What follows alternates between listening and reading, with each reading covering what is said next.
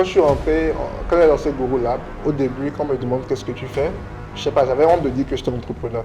Je disais, j'étais informaticien. C'est souvent ce que je disais. Mais maintenant, si on me demande ce que tu fais, pour moi, malgré que je travaille chez Gozem, je suis un entrepreneur. Parce qu'en fait, c'est cet état d'esprit d'entrepreneur-là, je l'ai toujours eu en fait. Et c'est lui qui m'a conduit là où je suis aujourd'hui.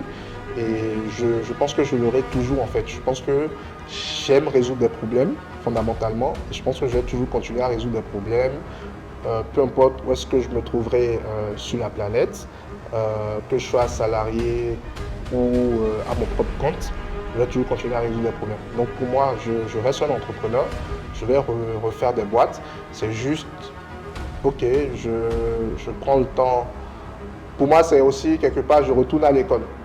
Parce que dans mon parcours, j'ai bossé dans des boîtes. J'ai jamais bossé par exemple dans une boîte de cette taille-là.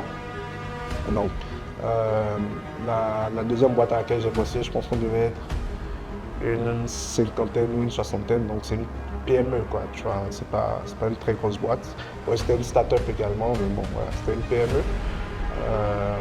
Et bon, enfin, ils se définissaient comme start-up, mais moi, c'était une PME. Donc, quelque part, ouais, quand tu arrives par exemple chez Gozem, tu vois une boîte hyper structurée. Tu vois, ce que j'avais jamais vu dans les boîtes où j'avais bossé avant. Tu vois, tout est documenté, tout est bien carré et tout, tu vois.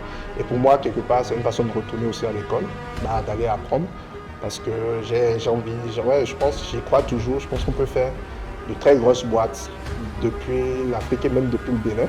C'est juste en fait qu'il faut qu'on se donne le temps surtout et les moyens.